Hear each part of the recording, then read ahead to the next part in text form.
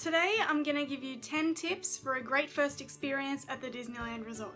These tips are intended for people who haven't been to the parks yet but really want to go, and they're from the perspective of a young Australian who has been a few times. This video is quite long, so I've put the timestamps of each individual section down in the description.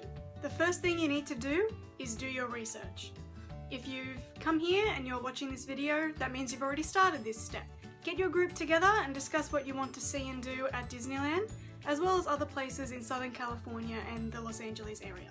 Make sure that your trip will be worth the time and expense. For the best experience at Disneyland and California Adventure, I would recommend at least 3 days in the parks. As far as ticketing goes, Disneyland offers 1 park per day and park hopper tickets, as well as ticketing deals for the patrons of the Disneyland Resort hotels. Also consider the time of year that you'll be visiting, as the parks can be busier during peak times, and also during the holiday seasons there are special events and attractions which I'll go into more later on in this video. Overall, think about where you want to stay, how long you want to stay for, and what kind of ticket will suit your trip best. Things can get expensive when you're staying at Disneyland, so make sure that you budget well for flights, accommodation, food and drink, merchandise, and other expenses that you might encounter. So now you're sure that you want to go to Disneyland, but what can you do there? Well, there's a lot of choice when it comes to the Disneyland Resort, with lots of attractions and shows and other things that you can see.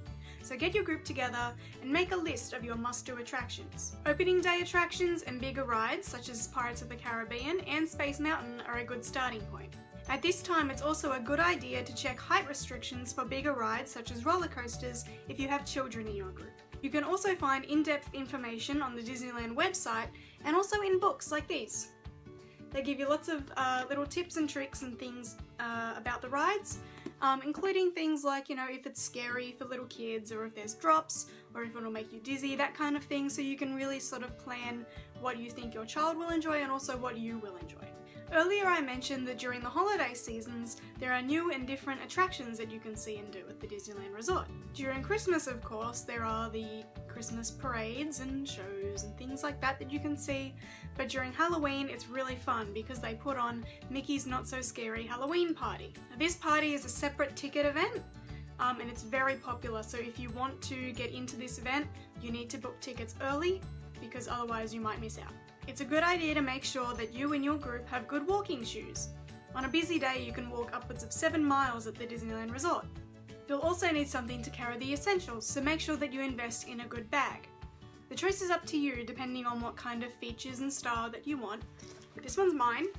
I've had it since 2012, so it's good quality. I paid about $100 for it at a proper travel luggage store. It's got lots of little pockets and things. It's really handy. It's got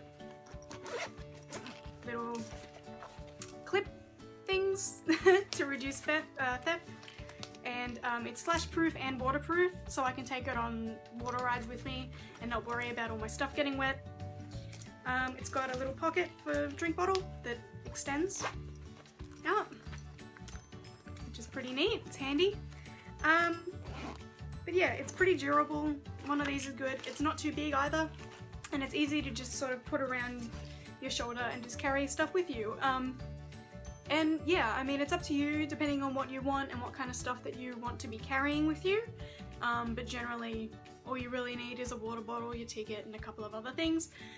So make sure that you invest in a decent bag because you'll be carrying it around with you a lot and you don't want it to get too tiresome. So when you finally get to Disneyland, you're going to want to get a map and a daily schedule.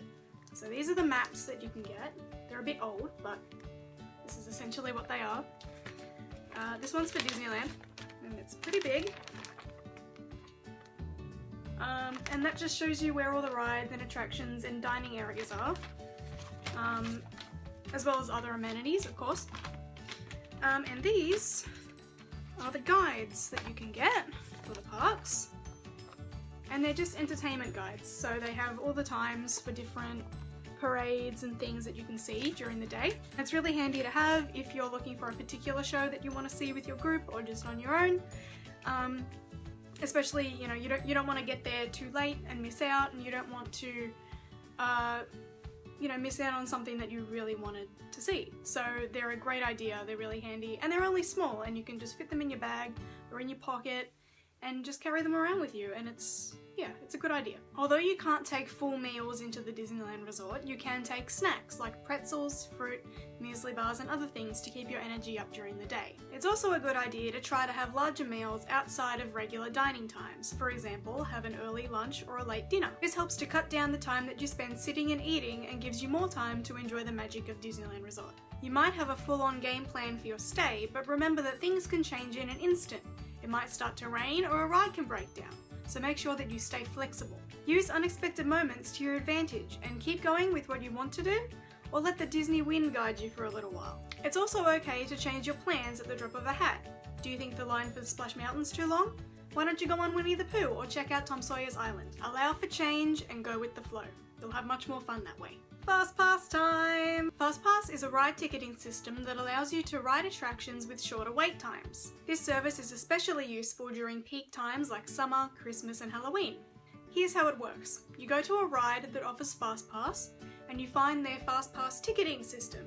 So this is an area that has little machines with a little slot in them, and all you do is you take your admission ticket, you put it into the slot and scan it, and then if it works correctly, a ticket will come out the bottom, and this is your FastPass, and it'll have a time printed on it. Take your FastPass and go do whatever you'd like between now and your return time. When you come back to the ride, go to the FastPass lane. This is next to the standby entrance. The FastPass lane will show a return time above it. Give your FastPass to the cast member at the entrance, and provided that you're there on time, you can go and have fun on the ride. Make sure that you note that FastPasses are not transferable between guests, and each person with their own admission ticket needs to have their own FastPass. PhotoPass! PhotoPass is a service provided by certain cast members at the Disneyland Resort, and it's exactly what it sounds like. They take your picture. The way PhotoPass works is really simple. In the pack, you'll get a card like this with a lanyard attached to it. So it's easy, you can just wear it around your neck. You go to a PhotoPass photographer and they'll take your photo, and then they'll take this card from you and give it a scan on the back. They will also stamp, when you buy it, they'll stamp the days that it is valid until. But anyway, once you've had your photo taken and your card scanned, when you get home from your trip, you can log into the PhotoPass website using your own account and you can view all of your photos. It's really handy, and the PhotoPass Plus is great as well because it gives you ride photos as well.